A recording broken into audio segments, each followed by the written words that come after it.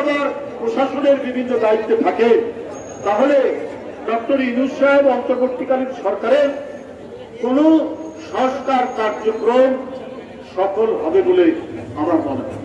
তারপরেও আমরা মনে করি ডক্টর ইউনূস সাহেব তিনি ভালো মানুষ, তিনি ভালো কাজ করবেন জনগণের। বিএনপি তাকে ব্যর্থ করার জন্য ভিতর থেকে কেউ কেউ চেষ্টা করতে পারে, কেউ কেউ কাজ করতে পারে।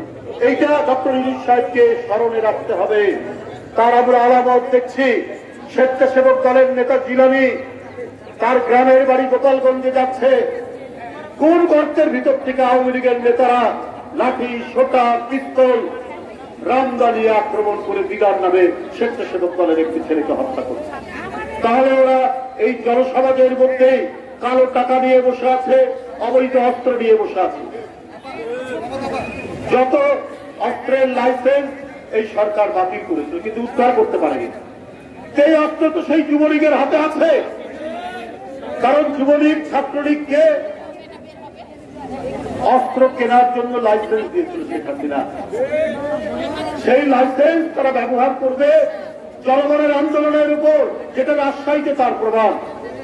আপনাদের কি মনে নেই শাহ মখদুম কলেজের সামনে থেকে পিস্তল নিয়ে কারা আক্রমণ করেছিল এই শিশু বাচ্চাদের উপর? এই অস্ত্র শেখ হাসিনা দিয়েছিল তাদেরকে। এই অস্ত্র উদ্ধার হবে না কেন? এই অস্ত্রকে উদ্ধার করতে হবে, নাহলে এই অস্ত্র তারা অস্থিতিশীলতা তৈরি করার চেষ্টা করবে। তারা এই অস্ত্র দিয়ে সংঘাত তৈরি করবে। তার আলামত দেখলাম, আনসার বিদ্রোহ হলো। এই আনসার তারা রিক্রুট করেছিল শেখ হাসিনার আমলে। একটা সরকার বসতে না বসতেই সচিবালয় ঘেরাও করে তারা সেখানে বিদ্রোহ শুরু করলেন। এইটা কি করতে পারে? এটা করতে পারে না। তাদের দাবি দেওয়া নিয়ে কথা বলতে পারে, অনেক আলোচনা হতে পারে, কিন্তু তারা অবরোধ করে বসলো এবং গণতন্ত্রকামী ছাত্রদের উপর তারা আক্রমণ করলো। এইটা তো হচ্ছে শেখ হাসিনা এবং তার প্রভুদের নির্দেশে কাজ হচ্ছে।